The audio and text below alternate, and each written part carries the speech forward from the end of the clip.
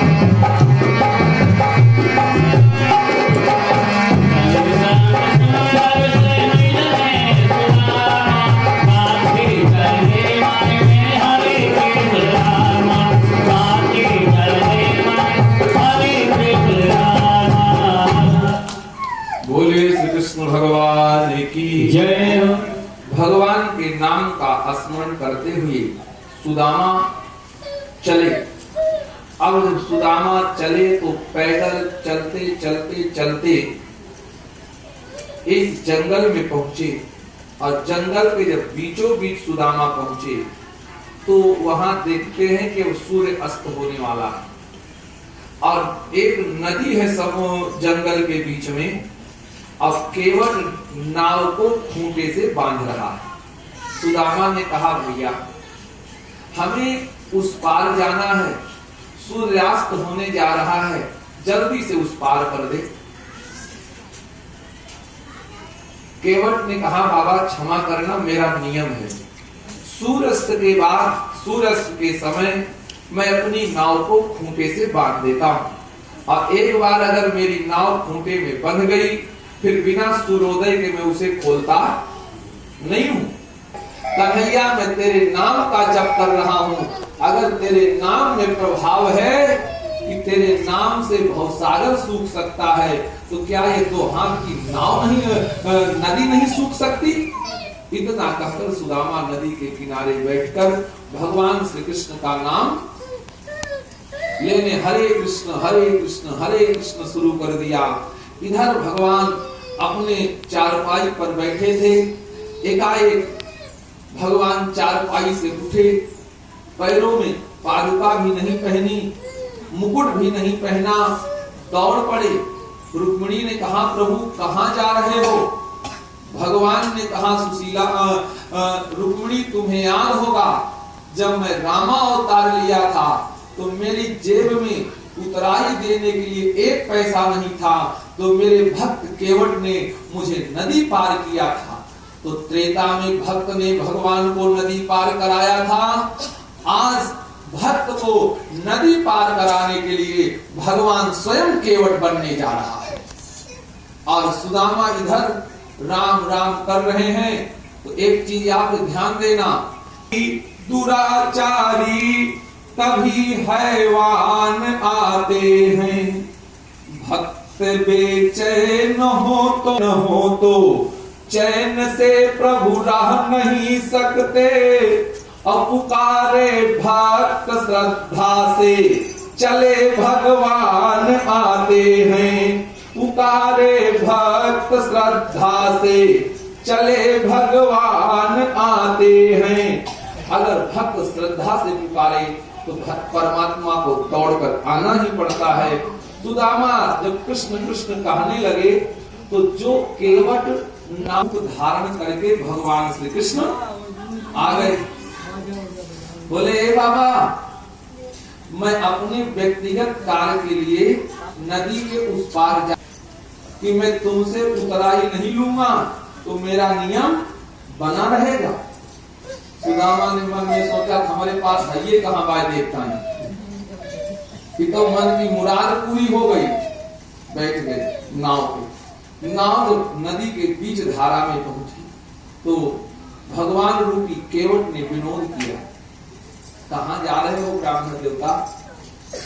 बोले, हम द्वारिकाधीश से मिलने जा रहे हैं। आप कुछ मांगना है क्या? सुदामा ने कहा, ना ना भैया, द्वारिकाधीश तो हमारे मित्र हैं।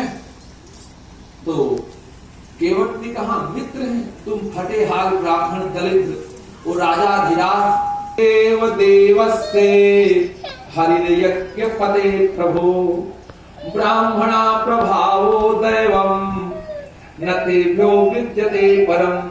तुम्हें भगवान के प्रभाव नहीं, उसके हृदय को देखता है।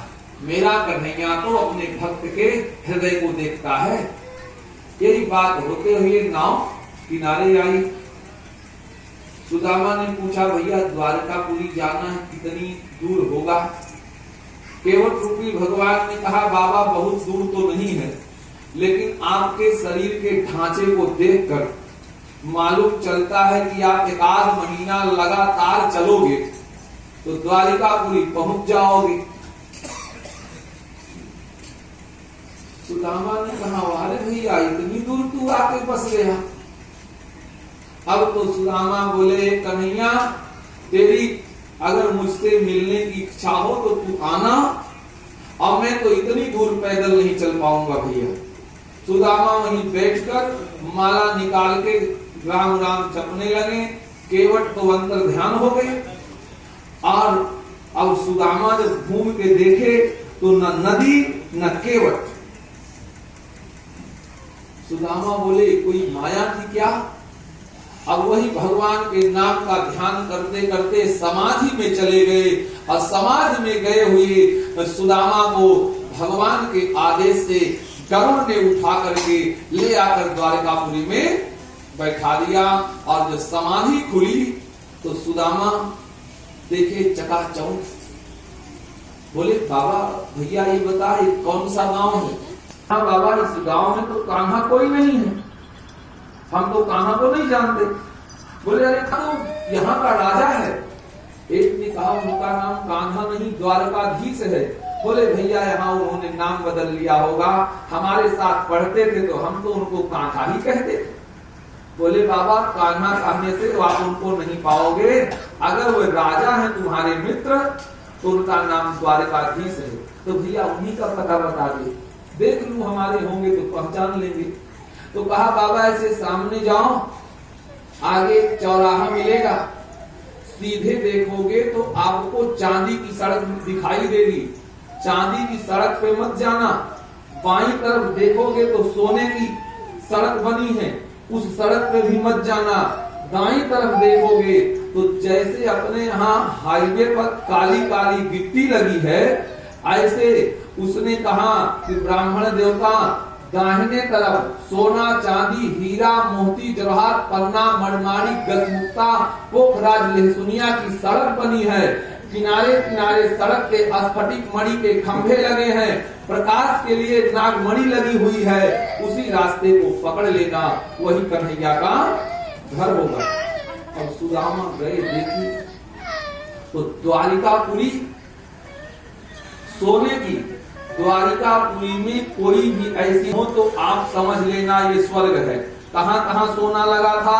कहा गली ऊंचा मोहल्ला हाट बाजार चौराहा सड़क खड़ंजा बाईपास चक्रोट पीच रोड नाली नाला कुआं तालाब बावड़ी सरतीरथ बाग उपवन बाटका सीढ़ी केवाड़ा जीना जीना ओसारा latrine bathroom kitchen guest house swimming pool college विद्यालय स्कूल स्टेडियम हॉस्पिटल कोठा अटारी अलमारी झांकी झरोखा रोशनदानी खाना दुखाना तहखाना गमला गुलदस्ता झूमर पर्दा इत्यादि सब जगह सोना लगा था। सुदामा देखते रहे, पहुंच गए द्वारिकाधीश के दरवाजे पर। एक द्वारपाल खड़ा, बोले भैया हमें कान्हा से मिलना है, द्वारिकाधीश से। उसने कहा बाबा ये देखो आज 4 दिन से देवराज इंद्र भगवान से मिलने के लिए प्रतीक्षा कर रहे हैं और अपॉइंटमेंट नहीं मिल रहा है, और तुम ब्राह्मण देवता तुरंत ही मिलना चाहते हो। भूखे हो तो पंगत हो रही, भोजन कर लो। सुदामा ने कहा भूखा ब्राह्मण नहीं हूं। तो बाबा कपड़ा फटा है, वो देखिए कपड़ा बन रहा है, ले लो। बोले कपड़ा नहीं चाहिए। तो बोले गरीब हो, जमीन की कमी है, वो देखो लेखपाल पटवारी बैठे हैं, जाओ पट्टा लिखा लो। सुदामा ने कहा मैं पट्टा लेने नहीं आया हूं। तो बाबा देखने में गरीब लगते हो, शरीर भी अच्छी नहीं है, लगता है तुम्हारा विवाह नहीं हुआ है। विवाह हुआ करना है तो हमारे पंडित जी बैठे, अपना नाम पता दे दो और तुम्हारे योग्य कोई कन्या मिलेगी तो संदेश भिजवा दूंगा। सुदामा ने कहा भैया एक की अधीनता अनेक दुख दीनानाथ, दूसरी रखाल घर रार ना मचाई हो। एक जनी तो ठेल के हियल पठाए हैं। तो बाबा तुम्हें चाहिए क्या? बोले मैं तो कन्हैया से मिलना चाहता हूं। बोले कन्हैया से मिलना चाहते हो? हाँ। तो तुम हो कौन? बोले मेरा नाम सुदामा है। लगते क्या हो? सुदामा ने कहा कि मैं कन्हैया का मित्र हूं। द्वारपाल ने कहा महाराज द्वारकाधीश कहा कन्हैया, और कहा तुम फटे हाल गरीब ब्राह्मण, तुम मित्र कैसे हो सकते हो? सुदामा ने कहा तो जाके तुम एक बार कन्हैया से बता दो कि कन्हैया के रिश्तेदार आए हैं। सुदामा से द्वारपाल ने पूछा कौन रिश्तेदारी है तुम्हारी?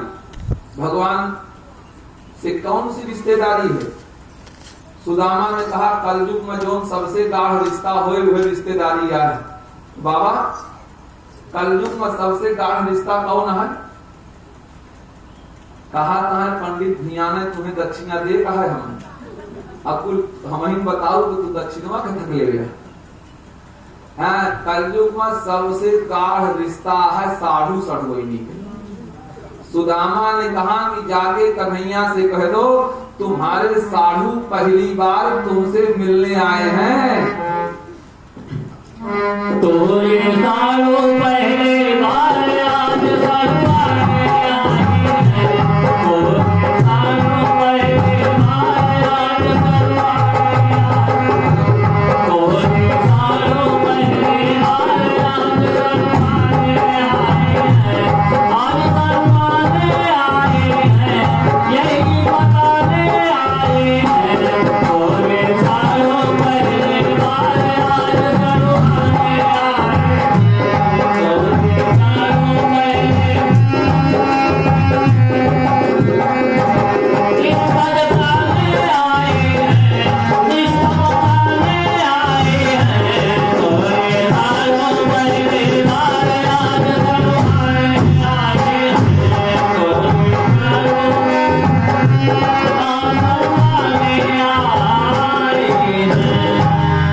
कहा कि मैं कन्हैया का साधु हूं। अच्छा, कन्हैया के साधु सुदामा कैसे हुए? ऐसे हुए कि जो ज्योतिष जानते होंगे उनको मालूम है, और जो नहीं जानते होंगे वो जाके किसी पंडित से पूछ लेना।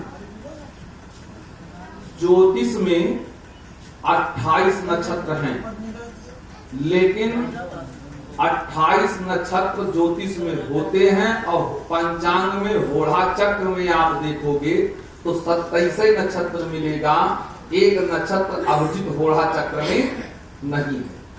क्यों नहीं है बताने का समय यहाँ नहीं है, नहीं तो विषयांतर होगा, ये ज्योतिष का विषय है। तो जैसे नक्षत्र 28 हैं लेकिन गिने जाते हैं 27, वैसे समुद्र मंथन से निकले थे 15 रत्न और गिने जाते हैं 14। 15वां कौन था? लक्ष्मी जी के निकलने के बाद। लक्ष्मी ने तो विवाह कर लिया भगवान से, लक्ष्मी के बाद समुद्र मंथन से निकली दरिद्रा देवी। तो अच्छा, कोई दरिद्रा देवी को लेगा? कोई दरिद्रा जी को लेने में चाहे तो देवताओं और राक्षसों ने कहा भैया जिसको कोई न पूछे उसको पंडित बाबा। जवन गाय कबो दूध न दे वह गाय गौदान में। अब पंडित लड़के चले जैसे नहरे पहुंचे तो ऊंच बात, गाय चढ़ न पावे, गिरे घड़ाम से नीचे मर जाए, चले पूरी अलग सिखिया। हाँ, ऐसा था। बोले कि कौन ले? तो दरिद्रा देवी को कोई नहीं ले रहा था, तो अष्टावक्र महाराज आ रहे थे 8 जगह से टेढ़े। कहा कि बाबा ये दरिद्रा देवी को स्वीकार करो। अष्टावक्र ने कहा मैं 8 जगह से टेढ़ा, चलो एक बिटिया मिल गई भोजन बनाएगी। बोले बिटिया चलो हमारे साथ, आज से तुम मेरी बेटी हो। लेकर गए। अब जेकर बिटिया दरिद्रा देवी, दहेज के नाम तब मालूम पड़ा जब बिटिया का नाम दरिद्रा देवी। अब क्या करें? दरिद्रा देवी पहुंची तो अष्टावक्र ने कहा बिटिया भोजन बनाओ। तो बिटिया जब चूल्हा बारी तो उनके मुंह में सरपत लटका रहा, लाग गया, क्रोध लाग, एक लुआठा निकाली और छुआई दी, छानी भी बन गई। अष्टावक्र कहें कि अब बिटिया बियाह कर दे तब ठीक बा। ले गए, कहा बिटिया चलो। अब बिटिया को लेके गए वर खोजने के लिए। एक जंगल में पहुंचे, अंधेरा हो गया। एक पीपल का वृक्ष था, कहा इसी पीपल के वृक्ष के नीचे बैठो, मैं अब ही लौट के आता हूँ। अब चले गए, अष्टावक्र आज तक नहीं आए। 2-3 दिन बीता, तब अपनी बहन लक्ष्मी का ध्यान करके दरिद्रा देवी रोने लगी। तो लक्ष्मी ने नारायण जी को साथ लेकर के दरिद्रा के अक्ष के समक्ष प्रकट हो गई। दलिद्रा ने कहा दीदी समुद्र मंथन से आप पैदा हुई, समुद्र मंथन से मैं पैदा हुई, इसलिए हम और आप दोनों बहन हैं। आपने भगवान से विवाह करके तो अपना जीवन सुखमय बना लिया और मैं इस जंगल में अकेली तड़प रही हूँ, मैं क्या करूँ? तब लक्ष्मी ने कहा प्रभु हमारी बहन का दुख दूर करो। भगवान ने कहा इस समय तो मैं कुछ नहीं कर सकता हूँ, द्वापर में दलिद्रा देवी का एक अवतार होगा और ये सुदामा की पत्नी सुशीला बनेगी और जब मुझे कुछ उपहार भेजेगी तो इनके जीवन का दुख मैं दूर कर दूंगा। भागवत के 10वें स्कंद के 80 अध्याय का 8वां श्लोक जाकर के देख लेना कि सुशीला को पति कहा, दलिद्रा की प्रतिमूर्ति कहा पतिव्रता पतिव्राहा मल्यता वदनेन सा दलिद्रा सीदमाना वेपमानाभिगम्य चा। दलिद्रता की प्रतिमूर्ति है। तो सुदामा ने कहा हे भैया समुद्र मंथन से लक्ष्मी निकली, भगवान ने उनसे विवाह कर लिया और सुशीला दलिद्रा देवी समुद्र मंथन से निकली तो लक्ष्मी की बहन हुई, वो हमको मिल गई। और याद करना लक्ष्मी है संपत्ति, तो संपत्ति के साथ भगवान का ब्याह हुआ और दलिद्रा देवी है विपत्ति, तो विपत्ति के साथ हमारा ब्याह हुआ, इसलिए हम साधु लगते हैं। और संपत्ति के संग आप न जाए, विपत्ति है संग हमारे। संपत्ति के संग आप न जाए, विपत्ति है संग हमारे।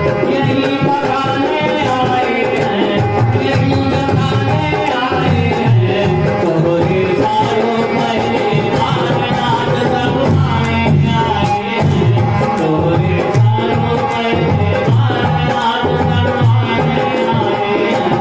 इस बगाने आए हैं, यही बगाने आए हैं, तो ये सारों पहले नागनाथ सब आए हैं, तो ये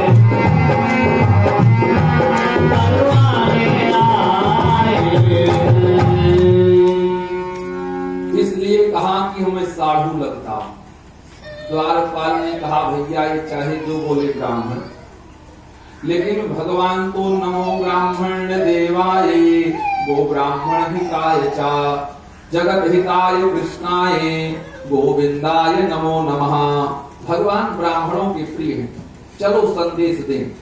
एक द्वारपाल गया, भगवान श्री कृष्ण चारपाई पर बैठे थे और रुक्मिणी भगवान के पैर को दबा रही थी। द्वारपाल गया, बोला भगवान की जय हो। तो भगवान ने कहा क्या हाल